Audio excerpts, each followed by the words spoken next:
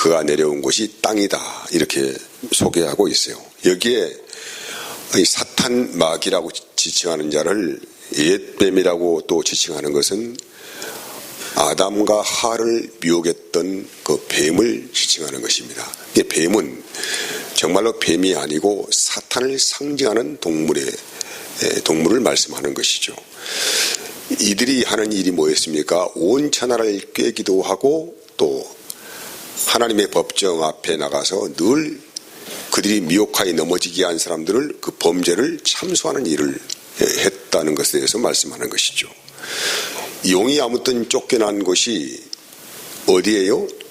땅입니다. 땅. 13절에 그 결과 어떤 일이 일어나냐면은 첫 번째는 하늘과 그 가운데에 가는 자들이 큰 즐거움을 얻었고, 두 번째는 땅과 바다에 가는 자는 화가 있었다라는 것입니다. 여기서 화라고 하는 것은 용이 땅으로 쫓겨나서 땅을 혼돈하게 하기 때문에 땅에는 끝없는 영적인 전쟁이 지속되고 계속 지속되고 있다라는 의미를 내포하고 있습니다. 아무튼 하늘에 속한 자와 땅에 속한 자의 끝없는 그런 영적 싸움을 지금도 하고 있고 앞으로도 이 싸움은 끝나지 않을 것이다 라는 예고의 말씀입니다. 전쟁의 내용은 이제 크게 두 개로 나눕니다. 1차 대전은 12장 1절에서 6절까지의 내용에 있죠. 여자가 아이를 낳으려고 하니 용이 그 아이를 삼키려고 하는 아주 치열한 전쟁을 했습니다. 하지만 그 결과는 사탄은 승리하지 못하고 참혹하게 패배를 했습니다. 이 싸움은 그리스도의 승리로 끝났다는 것이죠. 예수 그리스도께서 이 인간의 육체를 입으시고 이 땅에 오셔서 십자가에서 사탄을 이기시죠. 그리고 부활 승천하시고 또 우리에게 성령을 보내주신다. 이런 내용들을 다 담고 있는 것입니다. 히브리서 2장 14절 15절 말씀은 자녀들은 혈과 육에 속하였음에 그도 또한 같은 모양으로 혈과 육을 함께 지님은 죽음을 통하여 죽음의 세력을 잡은 자 곧 마귀를 멸하시며 또 죽기를 무서워함으로 한평생 매어 종로로 타는 모든 자들을 놓아주려 하심이라. 그래서 예수님께서 십자가에 죽으셔서 죽음의 세력으로 들어가셨죠. 죽음의 세력을 세력을 이기신 것이 부활 사건입니다. 그리고 2차 대전은 또 이어서 일어납니다. 1차 대전의 승리는 예수님께서 승리하셨지 않습니까? 그래서 이제 사탄이 너무 분노를 합니다. 너무 분노하고 원통해서 그 모든 원통과 분노를 그 예수님을 따르는 자들을 핍박하는 일로 이제 들어가게 되는 것이죠. 그래서 여자가 낳은 남자아이가 승천하니까 그 복수심에 불타가지고 남자아이를 낳은 여자를 핍박하는 그런 구조로 되어 있어요. 그럼 남자를 낳은 여자가 누구인가 이 말이죠. 이 결론부터 말하면 구약의 성도 즉 교회된 사람들을 말씀하는 것이죠. 이 사람들의 가슴에는 예수 그리스도의 생명이 마음에 잉태되어 있습니다.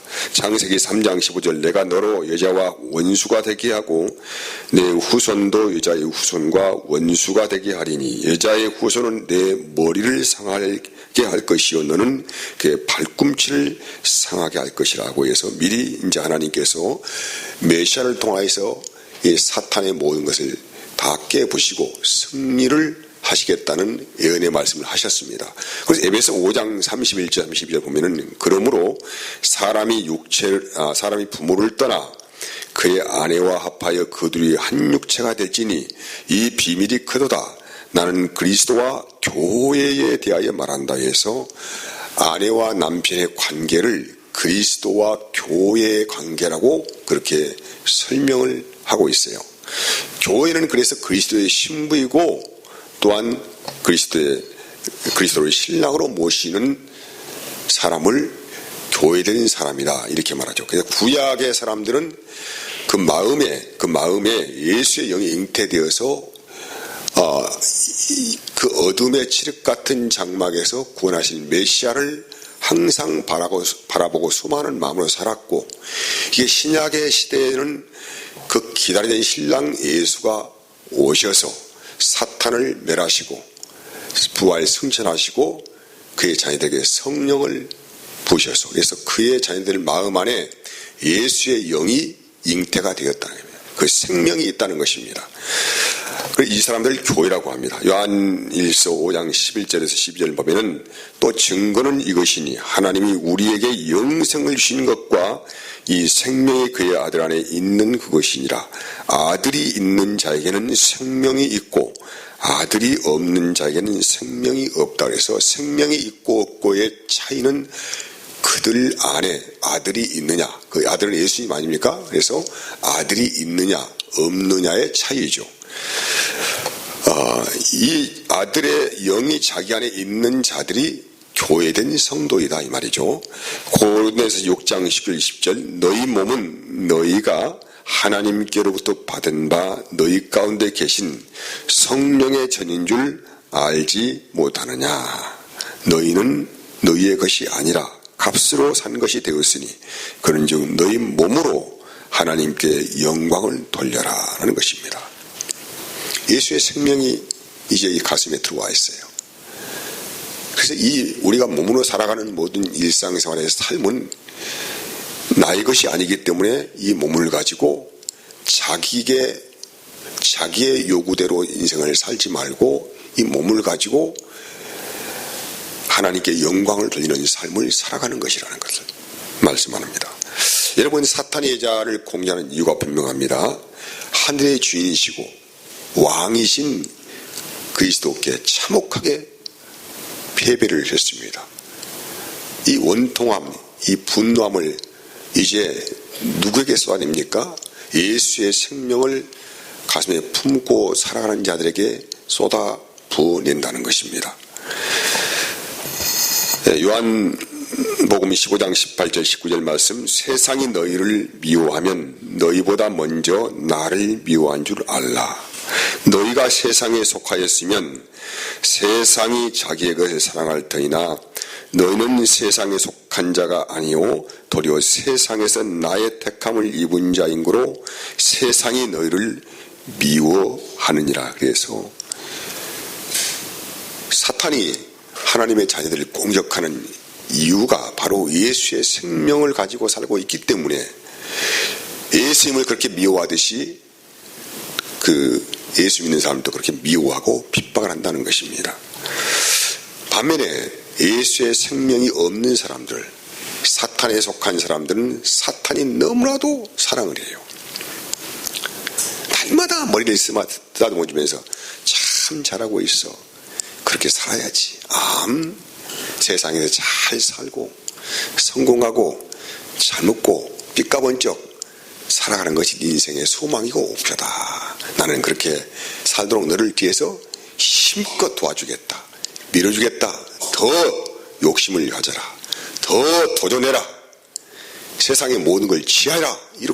이렇게 하면 날마다 뒤에서 그냥 정리하고 박수를 치고 참 잘하고 있다. 그래, 그렇게 해야지. 성공해야지. 이렇게 하면서 너무너무 참 격려를 하고 있다는 거예요. 너무 달라요. 여러분, 하지만 사탄의 공격이 아무리 명렬한지라도 아들의 생명을 품고 살아가고 있는 그리스도인들은 이길 수가 없다는 것입니다. 그리스도인들은 어떠한 사탄의 무차별적인 공격이 있다고 할지라도 백전백승 다 승리할 수 있는 비밀 병기가 있어요. 그 비밀 병기가 무엇이냐? 바로 어린 양의 피와 그 증거하는 말들입니다. 예수의 피, 증거하는 말들이죠. 사랑하는 여러분, 우리가 사탄과 싸워서 우리의 머리로 아니면 나의 능력으로 이길 수가 있느냐? 그렇지 않아요. 얼마나 사탄이 기만 전술에 강합니까? 우리는 이길 수가 없어요. 그래서 유일하게 이 사탄을 대적하여서 이길 수 있는 유일한 비밀 병기를 우리에게 주셨다는 것입니다. 이 비밀 병기만 잘 사용하면은 사탄의 어떠한 참혹한 공격도 다 막아낼 수 있고 또한 승리를 할 수 있다는 것을 분명히 말씀하는 것입니다. 바로 예수의 피, 어린 양의 피, 그분이 증거하는 말들입니다. 그래서 아무튼 그러면 13절 14절 이어진 내용이 이제는 하나님께서 하나님의 자녀들을 어떻게 양육을 하고 보호하시는가에 대한 내용을 기록하고 있어요. 용이 남자를 낳은 아이를 핍박을 하니까 여자가 큰 독수리 2날개를 받아서 광야 곧 자기 곳으로 피하여 갑니다. 거기에서 한 때, 2때, 반 때를 양육을 받는다 이렇게 기록합니다. 여러분, 독수리 날개가 무엇입니까? 제국기 19장 4절 보면 내가 애굽 사람에게 어떻게 행하였음과 내가 어떻게 독수리 날개로 너희를 업어 내게로 인도하였음을 너희가 보았느니라. 독수리 날개는 굉장히 크잖아요. 그 독수리 날개로 자기의 새끼를 보호한다는 거예요. 어떻게 보호합니까? 신명기 32장 10절 11절 보면은 여호와께서 그를 황무지에서 짐승이 부르짖는 광야에서 만나시고 호위하시며 보호하시며 자기의 눈동자같이 지키셨다.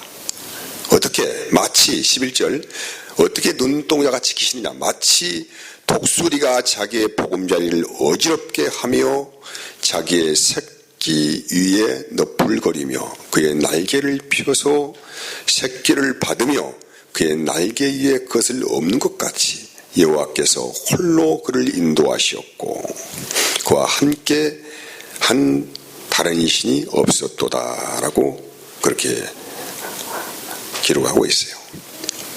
하나님의 보호하심과 인도하심을 독수리의 날개에 비유해서 말씀하시는 것입니다. 여러분, 독수리는 하늘의 왕자, 맹금류 중에 가장 높은 먹이사슬에 있는 짐승이에요. 그는 높은 안목을 가지고 있습니다. 넓은 시야를 가지고 있습니다. 근데 독수리가 자기의 새끼를 낳아서 얼마나 그 새끼를 사랑하는가에 대해서 조리학자들이 연구를 했어요.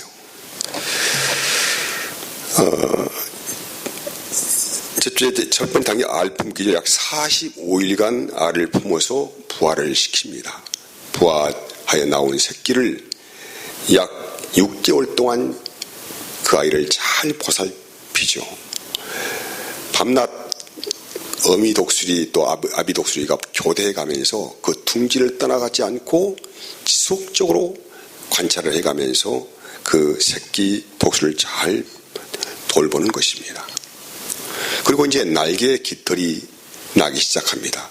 독수리가 자기의 새끼를 키우려고 자기의 깃털을 뽑아가지고 이제 가시나무에 그 둥지를 이렇게 포근한 잠자리를 만들어 주죠.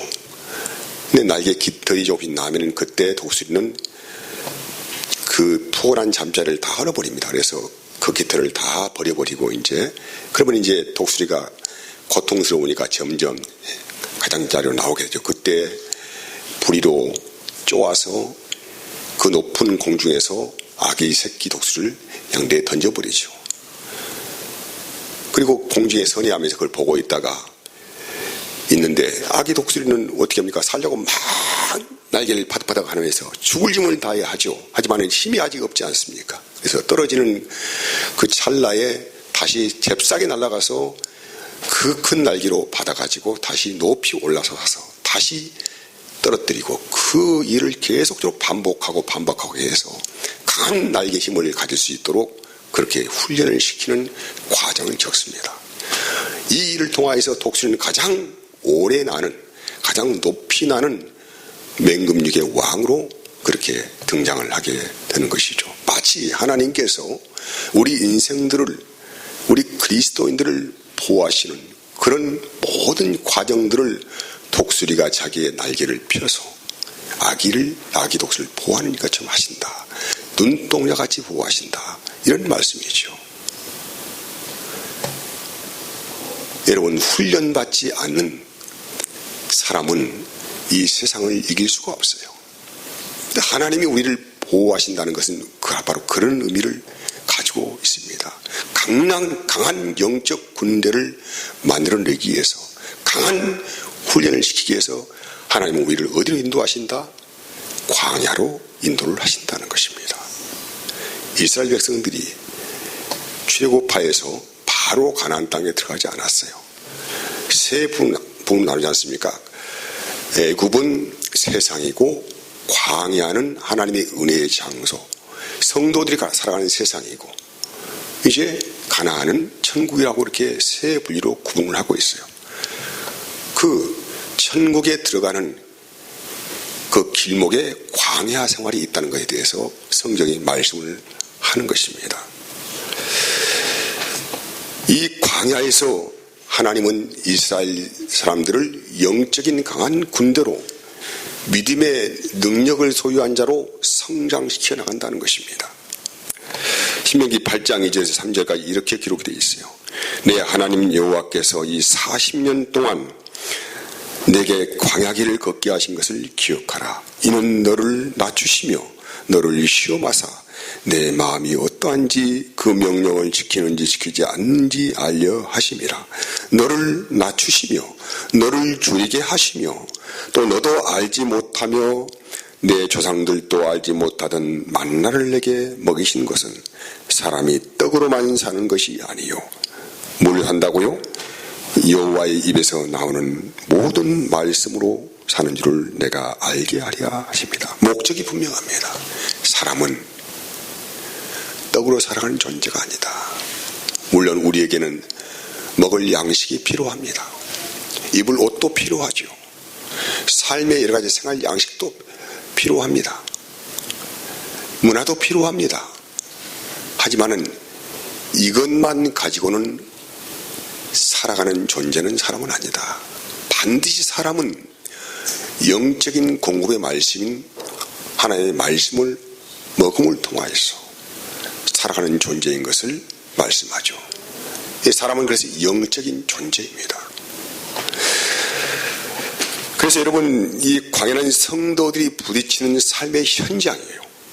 우리는 현재 지금 몸으로, 영어로는 출애굽하에서 나왔지만은 이 몸이 살고 있는 곳은 인생의 광야입니다. 이 세상 가운데 성도는 살아가고 있어요. 여기에서 하나님의 강한 군대로 우리는 성장되게 된다 이 말이죠. 예수님께서도 공생의 사역을 처음 시작하실 때에 바로 사역을 시작하지 않았습니다. 성령에 이끌리어서 광야로 나가서 40일 동안 줄이시면서 거기에 사탄의 시험을 이기시는 싸움을 하셨습니다. 그리고 그분은 모든 시험을 기록된 말씀으로 이기셨어요. 마태복음 4장 1절에서 2절까지 그때 예수께서 성령에 이끌려 마귀에게 시험을 받으러 광야로, 그래서 중요한 단어가 뭡니까? 그냥 예수께서 가신 것이 아니고 성령에 이끌리셨습니다. 성령에 이끌려서 이스라엘 백성들이 출애굽하는 모든 과정 안에서 광야로 나간 것은 그들이 원하셔 나간 것이 아닙니다. 성령에 이끌려서 40년 동안 계속 돌고 도는 길을 걸어갔다 이 말이죠. 성령에 이끌려서 바로 갈 수도 있어요. 한 달이면 갈 수가 있습니다. 근데 한 달 걸리는 코스를 40일 동안 돌려서 연달하시는 과정이지요. 40일을 밤낮으로 금식하여 줄이시니라 라고 했습니다. 이런 온갖 시험들을 뭘로 이겼어요? 기록된 말씀, 즉 하나님의 입에서 나오신 말씀으로 이겼다, 이런 기록을 가지고 있어요. 요한계시록 10장 3절 4절 보면은 곧 성령으로 나를 데리고 광야로 가니라. 내가 보니 여자가 붉은빛 짐승을 탔는데, 지금 여기도 중요한 단어가 있습니다. 요한계시록 10장 3절 말씀은 사도 요한을 통하여 보이신 환상 아닙니까? 성령으로 나를 데리고 광야로 가니, 성령으로 데리고 광야로 이끌어갔습니다. 그 광야를 보니까 여자가 붉은빛 짐승을 탔는데 그 짐승의 몸에 하나님을 모독하는 이름들이 가득하고 7 머리와 10 뿔이 있으며 그 그 여자는 자주빛과 붉은빛 옷을 입고 금과 보석과 진주로 꾸미고 손에는 금잔을 가졌는데 가져간 물건과 그의 음행에 더러운 것들이 가득하더라라는 것입니다. 세상을 누가 지배합니까? 용이라고 하는 사탄이 지배를 하고 있어요. 온갖 향락이 세상에는 있습니다. 우리가 성령에 이끌려서 현재 이 삶의 구단에 살고 있어요. 우리가 보고 만나고 관계하고 모든 것들은 현재 지금 하나님께서 우리를 축복하시기 위한 은혜의 장소입니다. 많은 것들을 보게 하시고 생각하게 하시고 이런 가운데서 때로는 우리의 눈이 돌아가고 이런 여러 가지 일도 있겠죠. 하지만 여기에서 우리는 강한 영적인 전사로서의 훈련을 받고 능히 이 사탄의 공격에서 이기는 비밀 병기를 주셨다는 것에 대해서 여러분 기억하시기 바랍니다. 우리는 매일매일 눈만 뜨면은 세상이라는 용과 이 싸움터에서 눈에 보이지 않지만은 엄청난 피비린내 나는 그런 전쟁을 하고 있다는 것에 대해서 인식을 하고 있어야 합니다. 세상이 그냥 세상이 아니고 나에게 다가오는 환경과 여러 가지 사건과 상황들과 이런 일들이 우연한 일이 아니라는 것입니다. 성령이 허락하신 일이에요. 사탄이 이 통로를 통하여서 우리를 여러 가지로 시험을 하게 합니다. 하지만은 예수의 생명을 가슴에 가지고 있는 사람들은 이런 비옥에 늘 승리를 하는 은혜를 입게 됩니다. 그래서 그리스도인들은 가면 갈수록 더 단단해지고 강한 군대의 전사가 된다는 것입니다. 그래서 이 선한 싸움을 싸워서 승리한 사람만이 영원한 나라로 들어갈 수 있는 은혜를 입게 된다는 것이죠. 또 두 번째 영적인 싸움은 무엇입니까? 적극적으로 그리스도인들은 이 세상을 향하여서 복음을 전파하는 사명을 가지고 있습니다. 안 해도 돼요. 하지만은 예수의 생명을 가지고 있는 사람들은 영혼을 바라보는 눈을 가지고 있지 않습니까? 우리 앞에 보이는 저 사람은 그냥 사람이 아니에요. 둘 중에 하나일 것입니다. 악령의 지배를 받고 있든지 성령의 지배를 받고 있든지 둘 중에 하나인 사람 아닙니까? 그냥 평범한 사람이 아니라는 거예요. 만약에 그 사람이 악령의 지배를 받고 세상에 속해 있는 사람이라고 한다면 우리는 적극적으로 그 사람에게 복음을 전파해야 된다는 것이죠.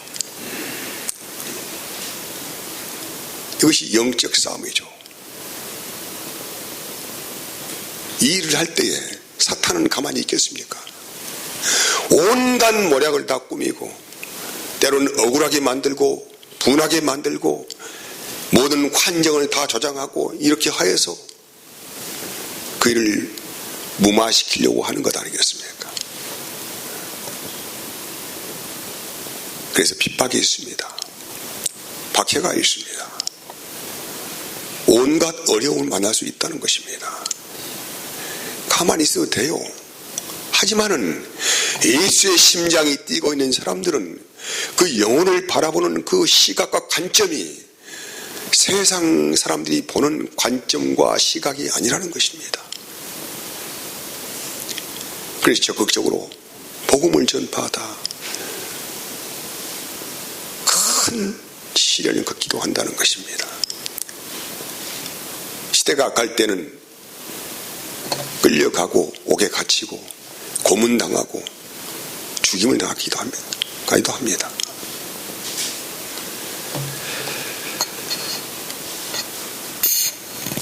이런 그리스도를 사탄은 가만히 있겠습니까?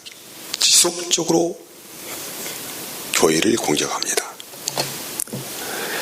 아이를 낳은 여자를 못 살게 하는 것이죠. 본문에서는 사탄의 공적이 강물을 쏟아낸다고, 더러운 강물을 쏟아내는 거예요. 이걸 뱀이 쏟아낸 강물이라고 표현하고 있습니다. 이 강물은 두 가지 의미를 가지고 있는데, 이 시대의 조류, 흐름, 또 시대의 정신, 온갖 풍조들을 말씀하는 것입니다. 두 번째는 요한계시록에 기록되어 있는 발람의 교훈, 이세벨, 니골라당의 교훈, 그 이단의 교훈을 따라가는 사람들을 말씀을 하는 것이죠. 이 두 가지를 가지고 온갖 것을 조장하고 지어내서 기어이 그 사람을 할 수만 있으면 다 미혹하여서 넘어지게 하려고 영적인 공격을 하고 있다라는 것입니다. 그리고 네가 십자가로만 이길 수가 있냐 이 말이죠. 이 세상의 부요함에 대해서, 이 세상의 풍족함에 대해서 너 십자가만 의지하고 살 수 있겠느냐 물어볼 때 우리 성도들은 뭐라고 대답하시겠습니까? 여러분, 십자가만 의지하고 살 수 있겠습니까? 자신이 있습니까? 아니, 세상은 너무 화려하지 않습니까? 너무 살만하잖아요. 돈만 있으면 못할 것이 뭐가 있겠어요? 다 할 수 있죠. 그럼에도 너는 경건의 삶을 위하여서 불의와 타협하지 않고 십자가만 의지하고 살아갈 수 있겠느냐고 물어본다고 한다면, 조롱한다면 나는 무슨 대답을 할 것인가? 정리하자면 광야에서의 훈련은 사람이 떡으로만 살아가는 존재가 아니고 하나님의 입에서 나오는 말씀으로 살아가는 존재인 것을 분명하게 말씀하고 있습니다. 하나님의 입에서 나오는 말씀이 무엇입니까? 바로 예수의 생명이에요. 이것으로만 살아가는 존재이죠. 15절 16절은 뱀이 여자의 뒤에서 앞에서 그렇게 방해하는 것이 아니고 여자의 뒤에서 정면대결을 못해요. 이놈은 시급하게 꼭 뒤에서 뒷덜미를 잡으려고 하는 거 아닙니까? 그래서 뱀이 여자의 뒤에서 그 입으로 물을 강같이 토하여 여자를 물에 떠나려가게 하고 있지만은, 다시 말한다면 온갖 세상의 풍조와 거짓 이단의 말씀을 통하여서 온갖 더러운 음해를 하면서 떠나버리려고 하지만은 땅이 여자를 도와서 그 강물을 삼켜버려요. 여러분, 이 광야는 하나님의 은혜가 머무는 곳이에요. 이스라엘 백성들이 40년을 걸어간 땅인데 의복이 헤어졌습니까? 신발이 낡아졌습니까? 먹을 양식이 없었습니까? 아니에요. 농사를 짓지 않았어요. 무슨 직접 기술이 있어가지고 어떤 공장을 세워가지고 옷을 만들었습니까? 짐승을 잡아서 가죽을 만들어서 신발을 만들었습니까? 그런 것이 전혀 없어요. 광야에 그냥 광야, 아무것도 없어요. 어떤 문화적인 혜택을 받을 수 없는 그 공간 안에서 하나님이 그들을 먹히시고 입히시고 보호를 하십니다. 그 땅이 광야죠, 광야. 여자를 삼키려고 하는 그 강물을 다 삼켜버리지 않습니까? 하나님의 은혜와 그 능력이 철저하게 보호되는 장소, 이 땅이라고 합니다.